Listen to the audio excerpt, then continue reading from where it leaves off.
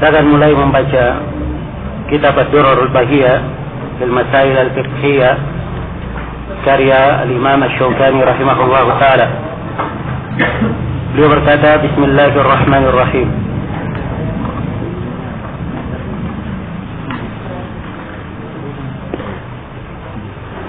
Beliau memulai dengan basmalah. Bismillahirrahmanirrahim.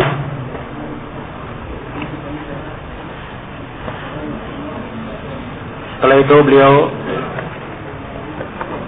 membawakan khutbah pendahuluan.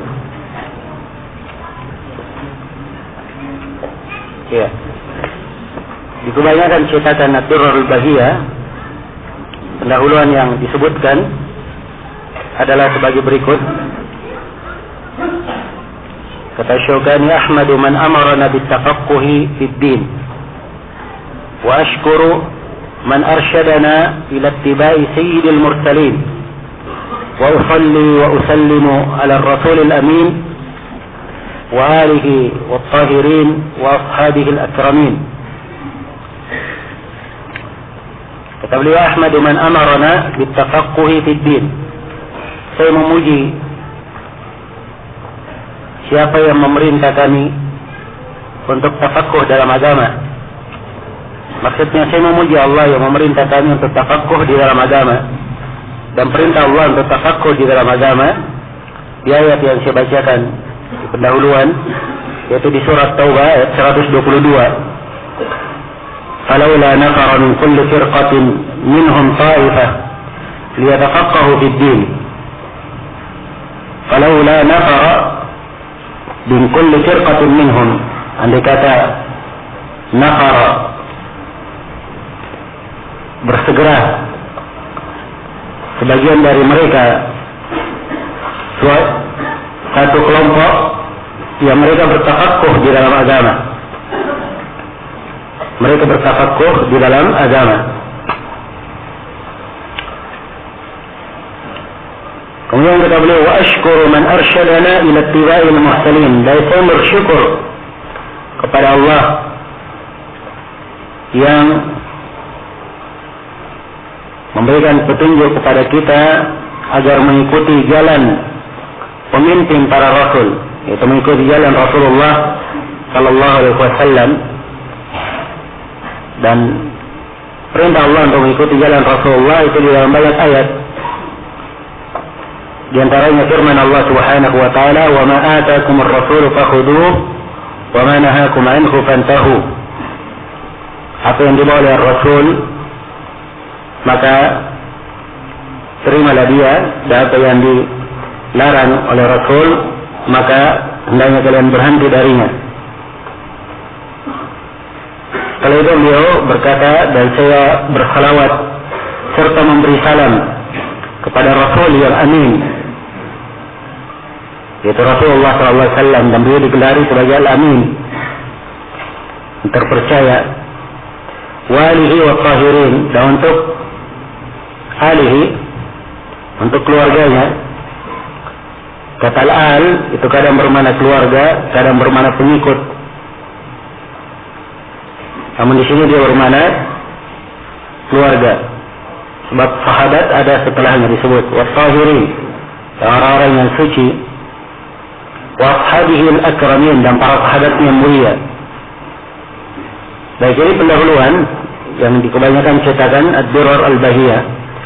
Dan pendahuluan ini kalau kita cocokkan dengan kitab Ad-Durar al-Mubiyah syarah Imam Asy-Syaukani, dia dari syarah Imam Asy-Syaukani persis di Ad-Durar al-Mubiyah. Jadi kelihatannya ini pendahuluan dari Ad-Durar diambil. Adapun di Ad-Durar al-Bahiyah di manuskripnya yang dengan tulisan tangan Imam Asy-Syaukani, itu yang kita sebutkan di bawahnya, yang saya beri tanda kurung, itu dari manuskrip.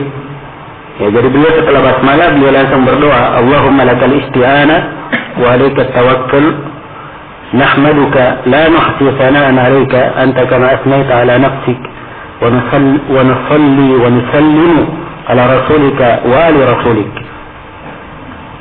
Ya, beliau mulai dengan doa sekaligus pujian kepada Allah. Ya Allah, kepadamu lah kami mohon pertolongan.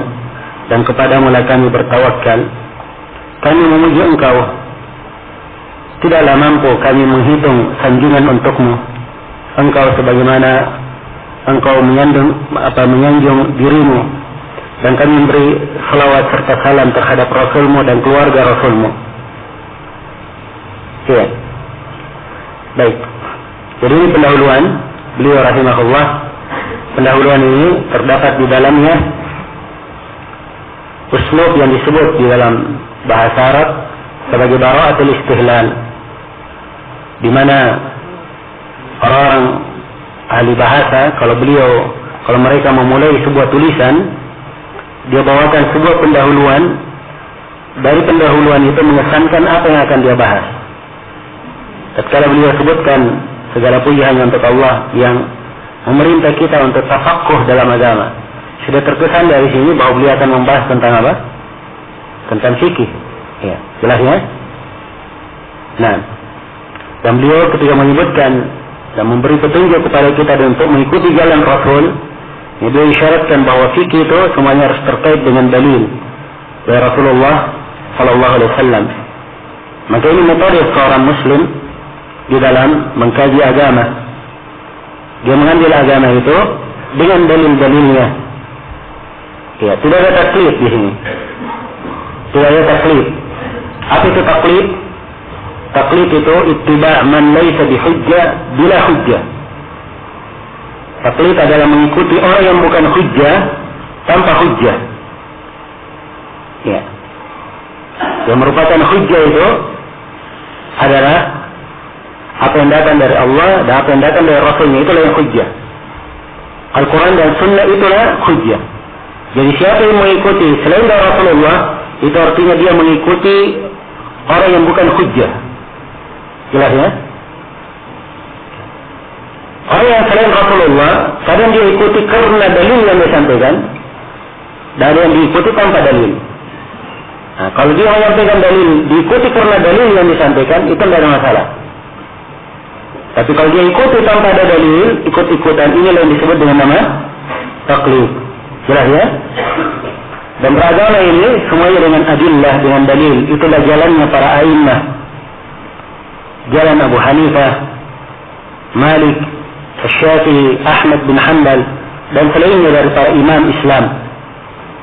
Mereka semuanya berpegang dengan dalil, sehingga keluarlah ucapan-ucapan mereka yang sangat indah. Di antaranya, ya, kullun yu'khadu min qawlihi wa yurad illa sahiba hadzal qabr.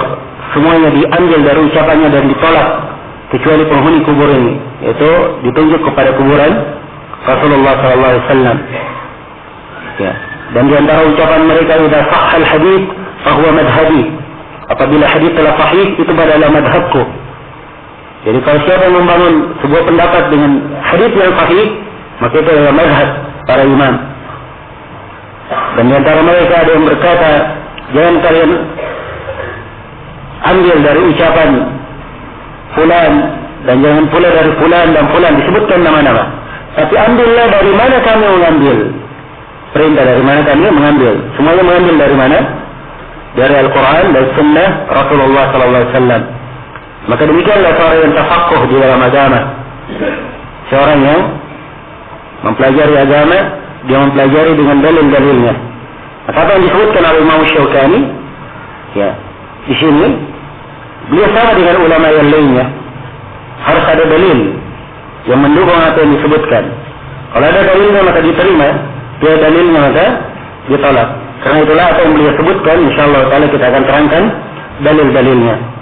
Iya. Beliau memulai, kata beliau, kitab at-taharah. Kitab at-taharah. Iya. At-taharah secara bahasa adalah an-nadhafa wan-nazaha. Kebersihan dan kesucian. Secara bahasa. Dan secara istilah, tahara itu terbagi dua, ada tahara ma'nawiyah dan ada tahara hissiyah. Ada tahara ma'nawiyah dan ada tahara hissiyah. Tahara ma'nawiyah artinya tahara yang berkaitan dengan jiwa, berkaitan dengan hati. Dan ini sebenarnya akar seluruh tahara. Ya, sebab tahara hissiyah yang berkaitan dengan jasad itu karena untuk mensucikan apa yang ada di dalam hati. Tahara hissiyah ini seperti membersihkan hati dari kesyirikan, membersihkan hati dari hasad, dari kemunafikan, dari dengki, dari riya, dan selainnya dari hal-hal yang mengotori hati. Dan pembahasan tahara hissiyah ini pembahasannya di dalam buku-buku tauhid, di dalam buku-buku akhlak, di dalam buku-buku adab, ya. Adapun tahara yang dimaksud di dalam fikih itu adalah tahara yang kedua, tahara hissiyah, berkaitan dengan apa? Dengan tubuh. Ya. Ini yang didefinisikan oleh ahli fikih. Jadi kalau kita lihat para ahli fikih mengatakan yang dimaksud dengan tahara adalah ini, berarti tahara mana yang mereka inginkan? Manawi atau hissiyah? Tahara hissiyah. Adapun tahara hissiyah definisinya dalam di kalangan ahli fikih, tentunya definisi itu ya, dan ini saya berikan pijakan di dalam menyaring ilmu agama. Ya, ilmu itu banyak sekali, ya kan? Seorang hendaknya memilih yang terbaiknya. Nah, kalau seorang ingin masuk ke dalam cabang-cabang ilmu, tunggu ada habisnya. Karena itu kata seorang penyair, mahawal ilma jami'an ahadun la walau marakahu alfa sana, innama al-ilmu kabahrin zafirin fattakhid min kulli syai'in ahsana. Sungguhnya ilmu itu tidak bisa didapatkan seluruhnya oleh satu orang. Tidak akan mungkin dia dapatkan walaupun dia menuntut ilmu 1000 tahun. Ilmu itu lautan yang sangat luas. Karena itulah ambillah dari setiap ilmu itu yang paling indahnya. Karena itu akar pembahasan dalam ilmu yang perlu diperhatikan dalam pembahasan apa saja, 4 hal yang harus tumpukan perhatian di situ. Yang pertama di dalam definisi, ta'rifat. Ketika dijelaskan ilmu, lihat definisi setiap bidang. Itu yang diperhatikan dan dicermati. Apa definisinya, apa maknanya. Kemudian yang kedua, yang diperhatikan adalah qawaid dan bawaritnya, kaidah dan ketentuannya. Iya, kaidah dan bawaritnya. Kalimat bawarit ini bahasa Arab ya. Kalau diartikan dalam bahasa Indonesia, mungkin bisa bermakna kaidah atau ketentuan. Ya, perbedaan antara kaidah dan bawarit, kalau qawaid, kaidah itu ketentuan berlaku di semua perkara. Di semua perkara. Ya, jelas ya, itu kaidah. Dipahami di sini? Adapun bawarit, dia hanya di satu bab saja. Misalnya hanya di bab muamalah saja dipakai. Ya. Di bab muamalah saja dipakai. Bahkan kadang ada di bab riba saja dipakai. Ya. Kadang di bab riba saja dipakai. Jelas ya? Ada yang kaidah umumnya. Misalnya al-umur bimaqasidiha. Perkara itu sesuai dengan maksudnya. Apa niatnya dia melakukan. Ini di semua bab dipakai. Semua bidang. Ada yang di satu bidang saja. Kalau satu bidang saja itu namanya apa? Namanya bawarit. Contoh bawarit di bab riba misalnya. Ya. Al-jahlu bit-tasawi kal-ilmi bit-tafadul. Ya. Di bab riba. Jahil akan kesamaan dua barang ribawi, dia lakukan transaksi, dia jahil sama atau tidak, itu sama dengan dia mengetahui ada yang dilebihkan. Ada dua barang ribawi, dia tahu ada yang dilebihkan. Hukumnya apa? Hukumnya riba. Kan begitu? Ya. Jadi pula kalau dia tidak tahu dua barang ribawi ini tidak sama atau tidak, dia jahil tentang itu, sama juga hukumnya. Dianggap riba juga. Jelas ya? Ini baru di satu bab riba saja. Dipakai gimana? Di bab riba. Ya. Maka ini perlu diperhatikan. Dan ini kita akan terangkan insyaallah taala ketentuan-ketentuan, sebagian dari ketentuan. Jelas ya? Baik. Kemudian yang kedua, yang ketiga yang perlu diperhatikan, ya, adalah al-furuq, perbedaan-perbedaan. Ya. Kalau dibedakan antara ilmu dengan ini, maka harus dibedakan. Apa perbedaan antara misalnya antara qital al-khawarij dan qital ahli bugha misalnya. Dua-duanya perang, memerangi. Tapi ini memerangi khawarij, itu memerangi bugha misalnya. Apa perbedaannya? Atau apa perbedaan antara khawarij dan bughatnya? Apa perbedaannya? Ini kan furuk, harus dibedakan. Ya. So, kalau tidak dia membedakan, ya. Tiap kali ada orang melakukan kudeta, semuanya dianggap apa? Semuanya dianggap khawarij kalau tidak pandai membedakan. Dan ini keliru. Ya. Di dalam disiplin ilmu. Ya. Sebab harus dia pandai membedakan. Karena itu ada buku-buku yang ditulis khusus tentang ini. Disebut dengan nama Al-Furuq. Perbedaan-perbedaan seperti Al-Furuq karya Al-Qarafi. Jadi mengikutinya menulis dengan bentuk yang lain. Seperti buku Al-Ashbah wa Nabair. Ya. Karya As-Suyuti. Ya. Dan ada yang lainnya. Jelas ya? Kemudian yang keempat, yang perlu diinikan juga adalah At-Tafafil. Ya. Pembagian-pembagian. Dan sekarang kita bagi. Tahara terbagi berapa? Terbagi dua. Ini pembagian. Diketahui. Ya, najis. Akan kita terangkan najis terbagi. Terbagi berapa? Ya. Terbagi dua. Ada najasa hukmi, ada najasa ainiyah. Ya. Ini nanti kita akan bagi dulu najis. Jelas ya? Jadi ini yang didetailkan. Dilihat definisinya, pendetailannya. Ini hal-hal yang semuanya mengarah kepada kesimpulan. Nah, 4 kesimpulan ini yang kita jangan lewatkan. Setiap kali ada pembahasan, jangan dilewatkan. Apa yang terkait dengan apa? 4 perkara ini. Nah, inilah pijakan-pijakan seorang penuntut ilmu. Kalau dia pandai mencatat yang seperti ini, maka akan kuat sekali. Ya. Dan sangat bermanfaat sekali apa yang dia catat itu. Baik. Dan alhamdulillah apa yang disebut oleh Asy-Syaukani di sini, ini kesimpulan-kesimpulan. Sisa kita perhatikan maknanya, ya, kandungannya, kemudian apa pendalilannya. Ya, apa pendalilannya. Kalau beliau sebutkan pembahasan setelahnya, kalau memang ada kaitannya, maka kita cermati apa keterkaitannya. Apa keterkaitannya. Nah, inilah fikih yang akan kita lihat keindahannya insyaallah taala di sela-sela pembahasan ini. Baik. Jadi itu definisi tahara. Ada tahara hissiyah dan ada tahara ma'nawiyah. Adapun tahara hissiyah dalam cara dalam ucapan ahli fikih, ya. Di dalam mendefinisikannya, saya tidak ingin berpanjang lebar di sini. Cukup saya sebutkan definisi yang dianggap oleh Ibnu al-Mulaqqin, definisi yang paling ringkas dan paling apa? Paling mencakup. Ya, beliau katakan bahwa tahara adalah fi'lun yustabahu bihi shalah.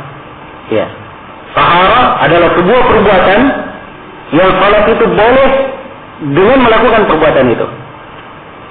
Yang salat itu boleh dilakukan dengan melakukan perbuatan itu. Itulah tahara. Ya. Jelas ya? Jadi ini sebenarnya kalau dikatakan definisi, ya definisi yang paling lengkap. Tapi kalau ditanyakan apa perbuatan itu, nah di sini agak rumit. Jelas ya? Maka mungkin saya berikan definisi lain. Definisi lain dari kalangan ulama Hanabilah, mereka katakan bahwa tahara adalah irtifa'ul hadath. Ya, sebagiannya ada menambah wa ma fi ma'na wa zawalul khabath. Ya, ini di kalangan Hanabilah. Ya. Baik, mirip aja dengan yang lainnya, Syafi'iyah dan seterusnya. Cuman saya sebutkan di sini sebagai gambaran. Jadi mereka definisikan bahwa tahara adalah mengangkat hadas dan menghilangkan najis. Menghilangkan najis.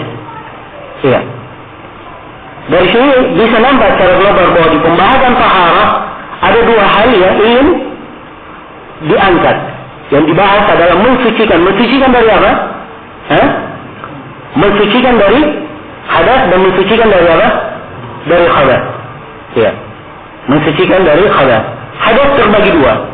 Ada hadas akbar dan ada hadas apa? Asghar.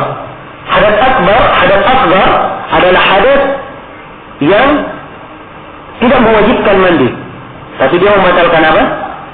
Membatalkan taharah. Membatalkan wudu. Jelas ya? Kalau hadas akbar, dia adalah hadas yang wajib mandi apabila seorang terkena dengannya. Hadas akbar contohnya apa? Buang air kecil, buang air besar, kemudian keluar angin. Ya. Hadas akbar contohnya apa? Junub, ya, mimpi basah, atau perempuan yang haid, nifas. Jelas ya? Ini hadas akbar. Ya. Hadas ini menggunakan apa? Ya. Untuk hadas akbar, cara melepaskannya dengan berwudu.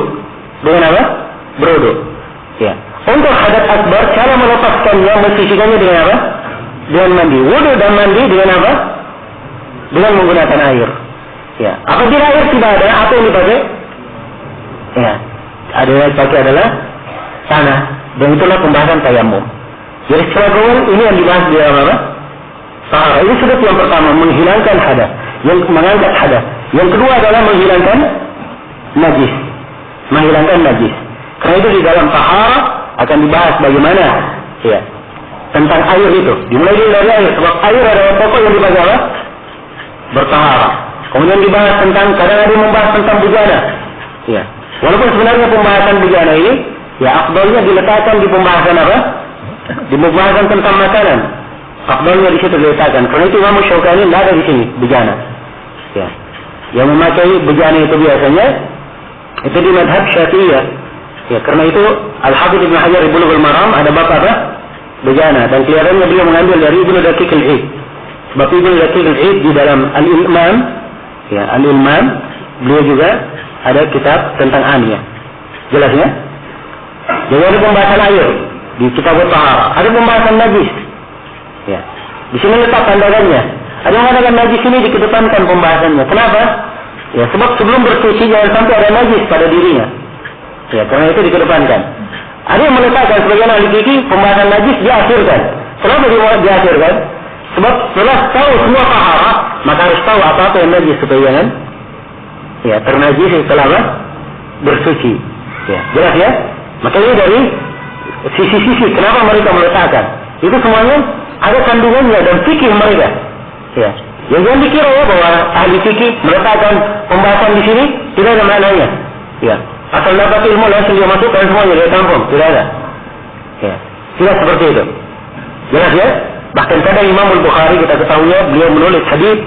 Ya, kadang beberapa hari beliau pikirkan. Hadis ini beliau masukkan di kitabnya atau tidak, kalau dimasukkan di mana diletakkan. Di mana diletakkan. Jelas ya? Inilah fikih para a'immah. Baik, jadi itu taharah. Ya, taharah adalah perbuatan yang dengannya setelah melakukan perbuatan itu seorang baru boleh sholat. Itulah dengan cara mengangkat hadas dan dengan cara menghilangkan apa? Menghilangkan najis. Baik, pada setiap bab atau kitab itu saya akan sebutkan poin di bawahnya. Jadi di modul antum kita tuliskan poin. Ini poin pembahasannya. Ya, jadi terarah pembahasan. Saya hanya menyebutkan saja apa yang kita sebutkan. Pertama misalnya di kitab taharah, pertama ada dua pembahasan. Pertama definisi taharah, itu saya sudah definisikan. Yang kedua hukum taharah. Ya, jelas ya? Ya, kita hanya membahas ini saja. Ketika masuk di bab air, saya akan sebutkan 8 pembahasan di bab air. Pembahasan pertama ini. Jadi, antum diberikan modul dan sekaligus diberikan catatan. Sebab pembahasan pertama, apa isi pembahasannya? Di situlah saya tanya antum fungsinya. Antum sendiri yang mengisinya. Ya, jelas ya? Jadi kita berikan judul-judul pembahasan. Kalau antum semuanya sudah pahami jawabannya, apa yang diisi di pembahasan itu, maka insyaallah taala sudah tercukupi apa yang diinginkan dari pembahasan itu. Ya, jelas ya? Jadi untuk memudahkan. Jangan sampai ada yang keluar dari majelis babul miyah. Apa kesimpulan dari babul miyah? Dari bab air? Oh, enggak tahu apa kesimpulannya. Ya. Terlalu banyak yang disampaikan oleh Ustaz. Ya. Betul, ini sering terjadi. Ya. Dia kadang bisa menyimpulkan. Ya. Tapi kalau ditanya poin per poinnya, dia bisa jawab. Nah, maka dengan cara seperti ini saya pikir insyaallah taala akan lebih mudah untuk dipahami insyaallah, dan bekal kita dalam mempelajari buku ini juga akan lebih bagus. Jadi dalam kitab tahara ini ada dua pembahasan. Yang pertama definisi tahara, sudah kita definisikan. Yang kedua hukum tahara. Apa hukum tahara? Jawabannya, tahara adalah hal yang diwajibkan bagi siapa yang hendak salat. Ya. Pendalilan tentang wajibnya tahara dari Al-Quran dan dari hadits Rasulullah SAW dan disepakati oleh para ulama. Adapun dari Al-Quran, Allah Subhanahu wa taala berfirman di dalam surah Al-Maidah, "Ya ayyuhalladzina amanu idza qumtum ila sholati faghsilu wujuhakum wa aydiyakum ila al-marafiq wamsahu bi ru'usikum wa arjulakum ila al-ka'bayn." Wahai orang yang beriman, apabila kalian berdiri untuk salat, ya, maka cucilah tangan-tangan kalian, cucilah muka-muka kalian dan tangan-tangan kalian, usaplah kepala-kepala kalian dan cucilah kaki-kaki kalian. Jadi kalau mau berdiri salat disuruh apa? Disuruh berwudu, disuruh bertaharah. Jelas ya? Ini dalil dari Al-Quran. Adapun dari hadis, di dalam hadis Abu Hurairah yang diriwayatkan oleh Imam Al-Bukhari dan Imam Muslim, Rasulullah sallallahu alaihi wasallam bersabda, "La yaqbalu Allahu salata ahadikum idza ahdath hatta yatawadda." Allah tidak menerima salat orang dari kalian apabila dia berhadas sampai dia berwudu. Jadi salatnya tidak diterima ketika dia berhadas sampai dia apa? Dia berwudu. Ini hadis yang pertama dari Abu Hurairah. Kemana dengannya hadis Ibnu Umar riwayat Muslim, "La tuqbalu salatun bighairi tuhur." Salat itu tidak akan diterima tanpa ada taharah. Salat tidak akan diterima tanpa ada apa? Tanpa ada taharah. Adapun kesepakatan para ulama, ya para ulama sepakat tentang wajibnya bertaharah. Tidak ada silang pendapat, ya, kecuali apa yang dinukil dari seorang Syi'i Rafidhi yang bernama Muhammad bin Ja'far At-Tabari. Ya, ada dua nama ya, Muhammad bin Ja'far. Ya, ada Muhammad bin Ja'far At-Tabari, imam kita penulis tafsir, ya ini imam besar ya. Ada Muhammad bin Ja'far At-Tabari, ini orang Syi'i Rafidhi. Dia mengatakan tidak perlu bertaharah kalau salat jenazah. Ini yang menyelisihi. Ya, ini hanya menyelisih. Semua ulama yang lainnya, umat yang lainnya tidak ada yang berpendapat seperti itu. Hanya dia yang berpendapat seperti itu. Jelas ya? Baik. Jadi asalnya bertaharah adalah hal yang disepakati oleh para ulama. Baik, selesai di sini pembahasan tentang kitab At-Taharah. Ya. Dan saya perlu ingatkan bahwa di dalam pembahasan kita ini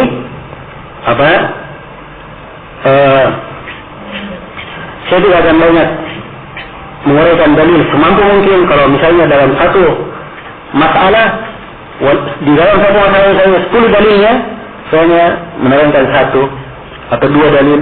Ya. Kalau saya sebutkan lebih daripada itu artinya dalil yang saya sebutkan setelahnya ada kaitannya di dalam pembahasan. Ada kaitannya di dalam apa? Pembahasan. Jadi ini metode kita di dalam menerangkan buku ini. Ya. Jelas ya? Baik. Waktunya sudah habis. Ya. InsyaAllah ta'ala setelah asar kita akan melanjutkan pembahasan.